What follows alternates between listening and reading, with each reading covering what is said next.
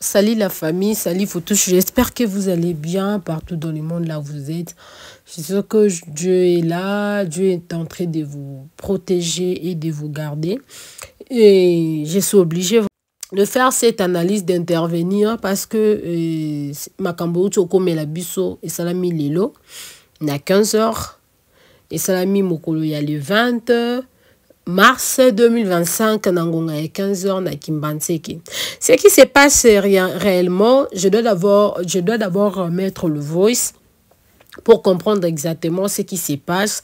Ni ne le kani ba vidéo bo mona bana ezani toyo kanano explication yande kwa pesi et puis on se retrouve juste après. Aimez, partagez. Si c'est votre toute première fois de nous suivre, abonnez-vous massivement, aimez, invitez.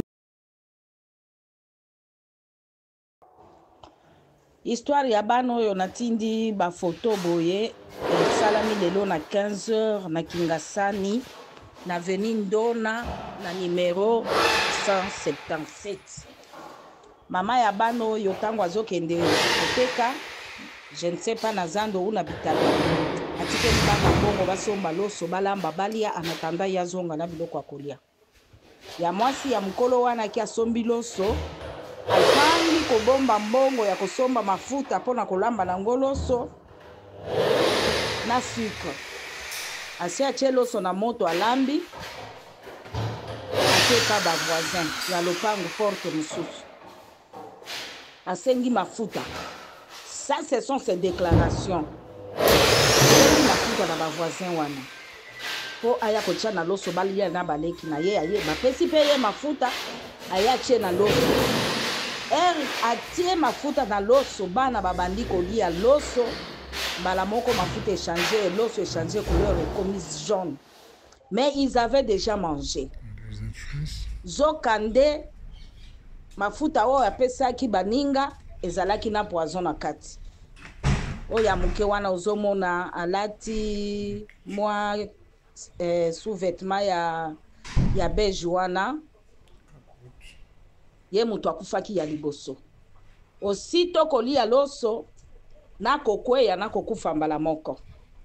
Eye kolanda oyo alati kiloti ya bleu oyo ye pe akweyi akufi. Bango nyonso basi balia kiloso. Ndenge ozomona ba image nyonso wana, ils étaient au nombre de 8. Na 8 wana bazalaki 5 bakufi, 4 bakufi sur place. Moko aye kokufela na hôpital na ba ma sœur. Basali effort pona ko réanimer bango, baye ko réanimer o yaya. Yaya wana ndeye sikoyo era sanzi afongoli misu nde a témoigner likambo ndenge zalaki. Babengaki ba service de sécurité nyonso, police biso, ba ministère ya santé ya commune bakei. Tango bakomi kuna bazwi loso parce que bana mi balobi ya mike bakufi lopango batu nyonso to bakimi. Na bailleur akimi, na balocataire bakimi. Bazwi loso baso bapesi nyau kana kolia loso na kokauka mbala moko. Balokoti loso o etikalaki na nzungu babwaki bazwi soso ya mobali babwakeli ye soso. Soso kaka aleloso ekoti na libumu ya soso akauki. Babengi mbwa baye na mbwa chezolo kaka na loso boye mbwa kimi ake musika tikali lisusu kozonga te na lupango wana. C'est l'histoire qui est arrivée. Papa ndenge na zolo baboye, j'ai toujours exhorté les parents, prenez soin des enfants parce que c'est votre avenir, c'est votre retraite. Sur 8 enfants, 4 sont morts à la maison sur place. Bao ba memaki ba na ba mususu bakimi mbango baye na bango na hôpital. Nde bas yaya ya mukolo asanzi a se ressaisir abandi na koloba. Baninga mususu mibale wana ya mike. Bon, bayaki kozwa bango ba transférer bango na mama yemo.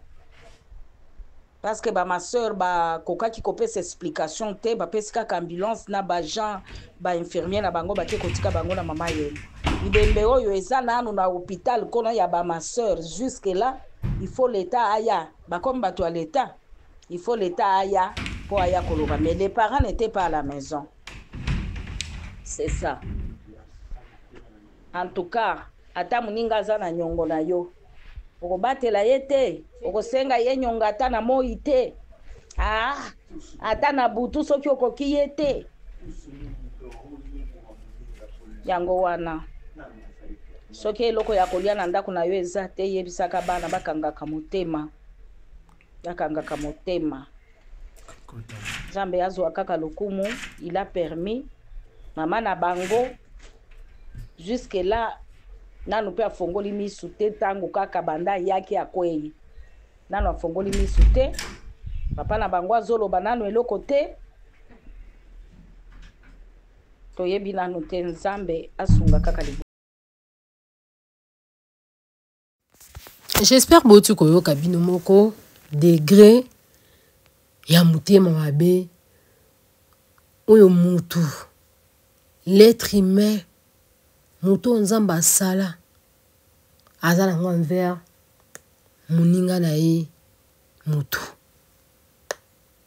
so oza na problème entre bino koboma plus de 4 plus de 6 bana 4 bakufi sur place 2 baza grave tola pelobi tolamuki mi banana bakufi douleur nini chaise oyo kotika na mutema mama no bomene bana 6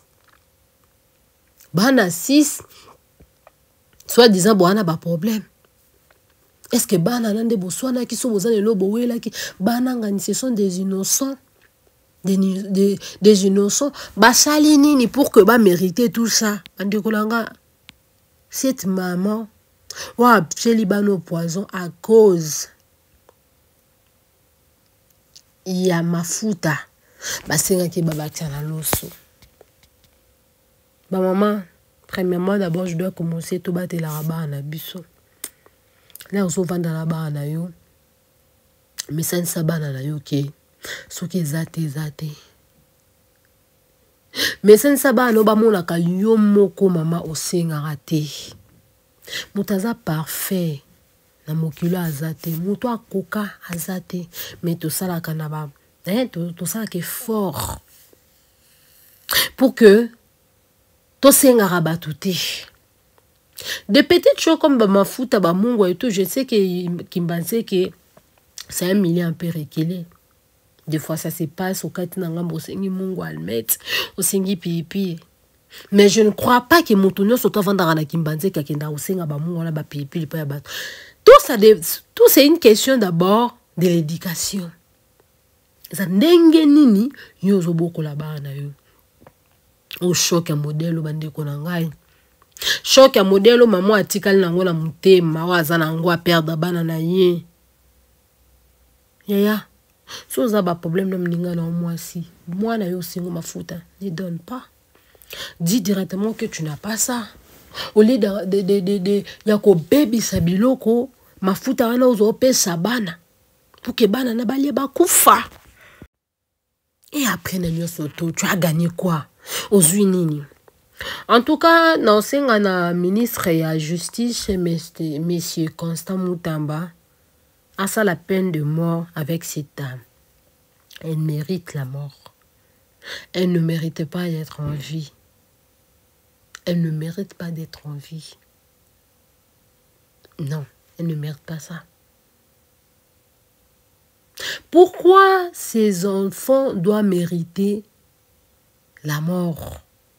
À cause de ma mésattente entre maman et camarade na et ton voisin et voisine. Parce que les enfants sont venus demander l'huile de palme pour mettre dans le riz et le sucre.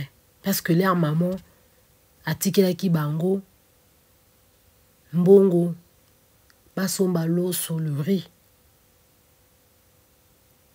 Mais ils avaient manqué l'argent pour acheter l'huile de palme, le sucre pour ajouter pour manger. Tu es dit carabana biso, nous on a grandi chez nous. On ne mange pas chez le voisin, ni même chez comment on appelle ça, ni même chez nos membres de la famille. Moi, des fois, je partais dans des vacances dans la famille de ma mère. Des fois, j'arrive là-bas, on me donne la nourriture, je ne mange pas. On me dit qu'ici, c'est chez toi. J'ai dit non, je n'ai pas de l'appétit, je ne mange pas. On a appelé mon père pour demander. Tu as interdit à ta fille de manger chez nous. Mon père a dit non. Mais pourquoi elle refuse de manger? Même ma grand-mère appelait des fois. Ce n'est pas seulement que quand je partais aux vacances, même quand je restais là où j'étais, on vivait des fois avec notre grand-mère et la mère de mon père en fait. Des fois, elle préparait, je ne connais pas le goût de la nourriture de ma grand-mère. Je ne connais pas ça. Je ne connais pas ça. Je n'ai jamais mangé sa nourriture. Tout c'est une question de l'éducation. C'est une question de l'éducation. Regardez maintenant comme maman a perdu bananaye à cause de l'éducation. Mais c'est ça qui bananaye, ce qui zangi kata. Kendo senga pas maman Antoinette appelle sanga mungu. Ba qui déjà qui quand il y en a pas chez eux. Faut pas kata ngamba kendo senga. Et ce n'est pas seulement ça la cause. Oui, ces enfants de fois avec l'éducation on doit quand même doter mato le belango. Mais on parle aussi il y a haine. De cette dame. Waouh, côté si mi toi bano na sama belé parce que bana ba conflit.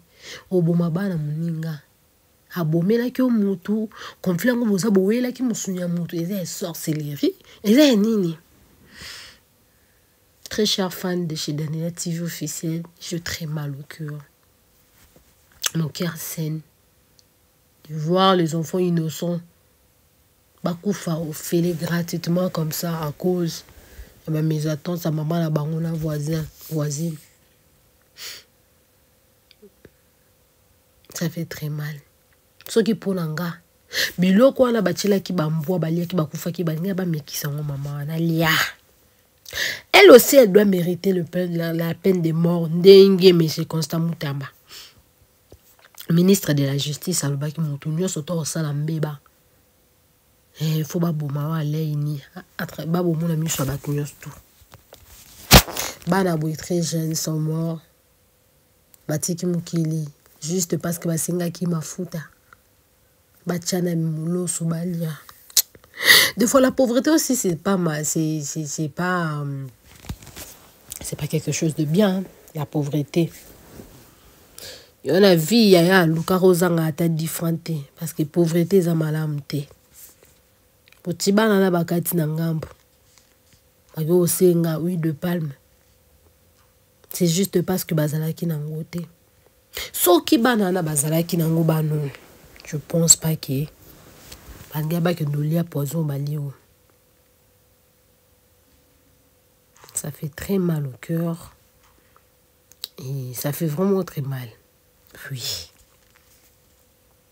Ça fait très mal de voir les enfants innocents sont morts à cause parce que bazanga kiloko.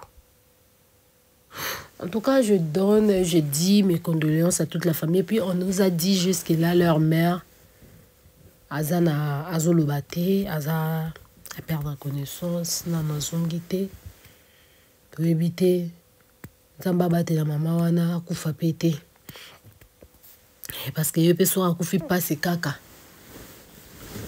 Maman wana kufate zamba sunga la muka zamba pesa makasi vraiment la maman na parce que c'est pas facile. On a qu'à dire zamba pesa makasi zong sabé. Mais la mère est en train de souffrir. Oui. En tout cas, et tous à la vraiment et kengi na ba na biso éducation façon ko conseiller ba na biso et avant ya conseiller ba na biso moto posa ba acte parce que éducation plus les raté ça mon osa besoin ça beauté éducation plus les arraquer moi la zo mona façon moi na landaka façon mukolo azo sala ba makamo ndeto mona moi msaza mon kezo pixete ko ba bêtise na miso moi no tazo kanga. Ces enfants sont des petits. Ba imita kika oba mona pa mama banga katanga na ngambo wana place wana mama bonga kenda kosenga ndela ba monezangi ba kende kosenga. En tout cas, tu es barandé ni no éduqué ba na biso. tozala mayele makambo ekomeli mama oyo na bana oyo epesa biso mayele tosalaka bémission te pour na plaisir pour mokili mona biso te biso on est là pour indiquer, on est là pour conseiller, on est là pour exposer certaines choses qui sont cachées o mokili ebite mokili ba pour que mokili zo mayele ya msusu yo pe olikambo lingaki komelo à cause ya biso to sala émission, à cause ya biso to sala analyse et ça nini et la musique conscience na yo au changer façon de voir les choses. On n'est pas là pour détruire la vie à bateau, non. De ma part, je viens pas pour détruire ma vie à bateau.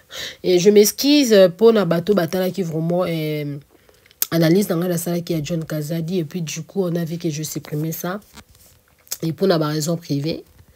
Et j'aurais préféré qu'il n'a supprimé Ango. J'aurais préféré qu'il n'a supprimé Ango. Et donc, c'est un peu ça.